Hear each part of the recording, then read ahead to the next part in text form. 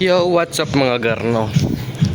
Nagbabalik na tayo sa pag-vlog kasi yung cellphone natin nung ginagamit ko pang vlogging is nahulog sa tubig. Hindi ako nakapag-vlog ng ilang weeks kasi wala ako cellphone. Pero ngayon may cellphone tayong bago. Solid to, solid. So, quick update sa farm natin. Sa mahahagang farm. So, mabago tayong isda kung kita mo yun. Tsaka ayun, ano yun. Meron tayong Giardini dito na arowana. Nakuha ko lang siya by swapping. Swinap ko siya sa Alligator Gar and Licheri tsaka Oscar. Pero ang downside dito is meron siyang balikuna Jo. Medyo pa rin yung Jo niya. Kung kita nyo yun, ayun. Hindi siya pantay. Pero okay lang yan. Healthy pa naman siya. Hindi pa nga lang kumakain kasi medyo stress pa kasi sa biyahe kahapon. Nag-a-adapt pa siya dito. So yun, update. Baka iniisip nyo, ba't wala na yung flower horn dyan? Nandun. Kasi habang siya nandito siya, kaya talagang ng cock niya. Kaya try ko dilipat doon bago umayos. Kasi nung naarawan siya ng todo, solid siya. Tapos nung lipat ko dito, nag-drop cock. Ewan ko bakit.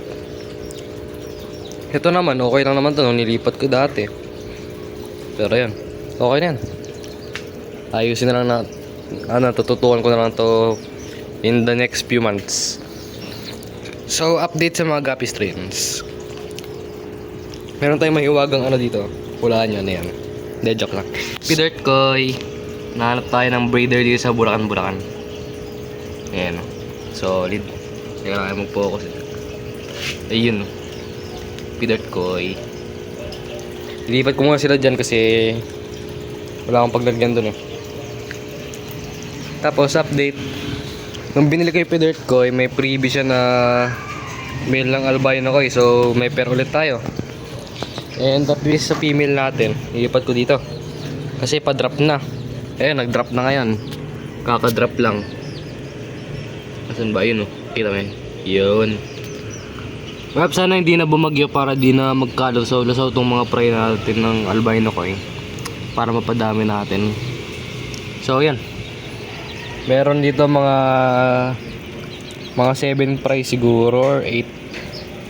Hindi ko sure ilan talaga pero madami-dami din. Tungka. Yan. Baka ini ka ng nanay mo . So yan, medyo madami rin yan Ayun, dami sana mapalaki natin tong mga to. Kasi first time ko na magkaroon ng mga albino . So yan. Ito, wala pang laman to . May laman pa siguro tong fry ng tuxedo kay glass belly. May dalaw pa siguro dun. Kaya iniwan ko lang naman dun yun. Si Megamind .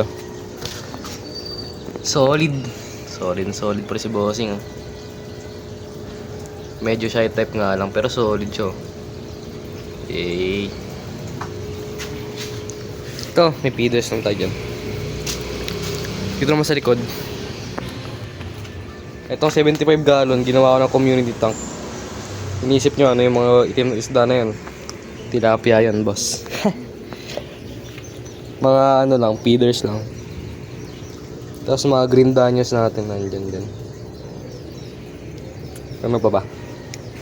Nandito rin, mayroon din tayo dito mga ARC na crayfish. Ewan ko lang kung nasan sila ngayon. Pero meron dyan. Hindi so. Ayun. Tatago. Pero tatlo yan. Naggagala-gala lang iba. Update ito. Ito wala pa rin laman. Ito RDSS natin yung mahiwaga. Medyo malalaki na sila . Mga juby size. EBM dyan pa rin. Hindi naman nawawala sa atin yan. Medyo naging na mga next month siguro ng October. Kaya nang i-breed tong piwi na to. Medyo malaki na yung female . Kasi iba medyo maliliit pa kasi second batch yan or third batch yata. Nag-drop din yan nun eh. Nag-drop yung female bago mamatay.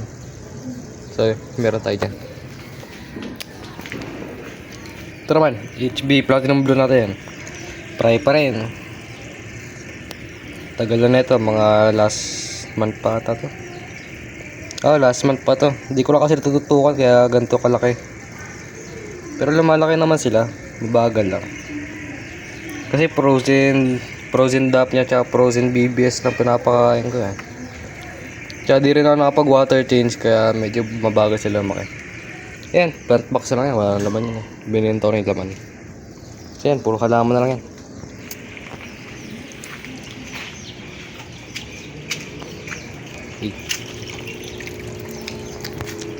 So yan.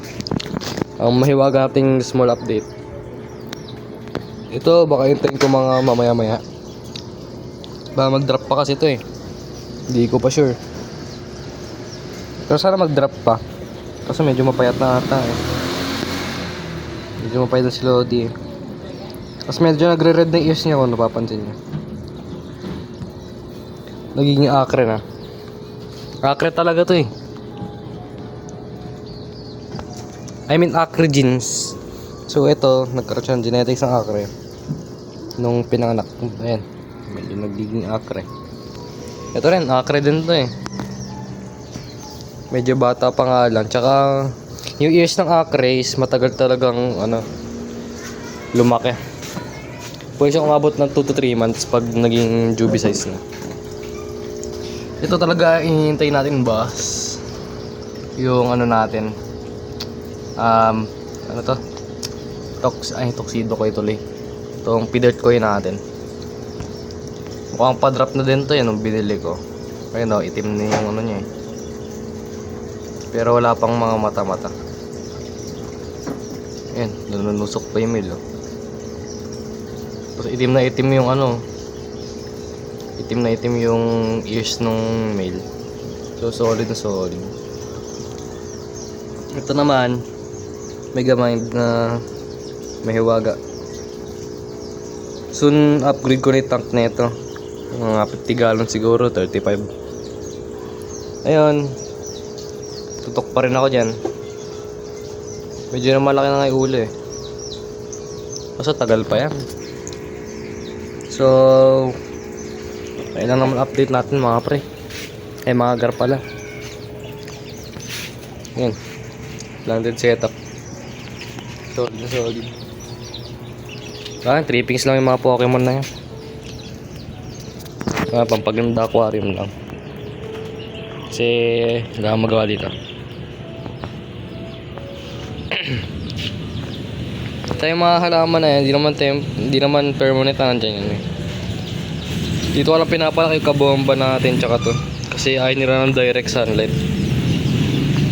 Sa iba ko pa natin eh. Nandun lang nakatambay. Feeders. Goldfish. So kwento yun sa jardini natin. And ang jardini natin is ayun, medyo yung kung kita nyo ayun, tabingi yung bibig, yung lower jaw. Pero healthy pa naman siya. Kumakain naman. Di lang masyadong mabilis. Pero kumakain. Nasa yan? Nasa 12 inches siguro or 11. Malaki-laki na rin yan.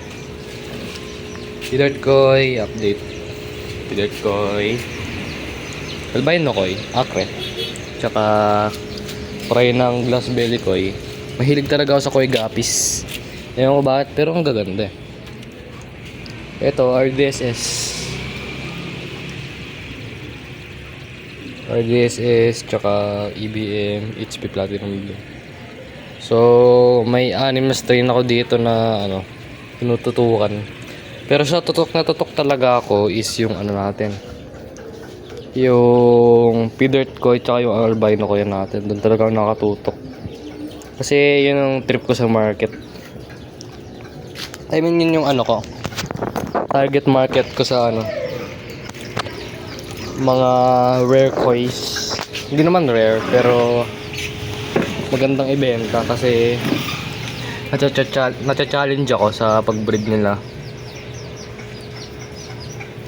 Kahit wala pa ako masyadong experience. Pero yan, second batch ng albino koy natin. Tingnan kung lalaki, kung mapapalaki. Kasi di pa ako masyadong gamay sa breeding ng gapi eh. This year lang ako nagsimula eh. Siguro first month of this year or second month doon ako nagsimula.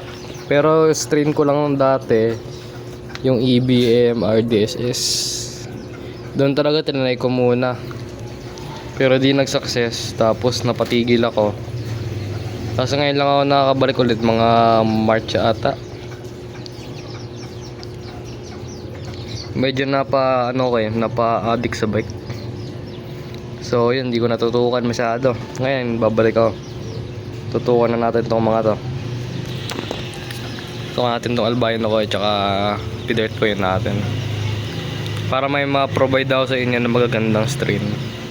Solid naman yung mga bloodline na ito eh. Yung pidirt ko galing kaya na to eh. Kalimutan ko na saan galing eh.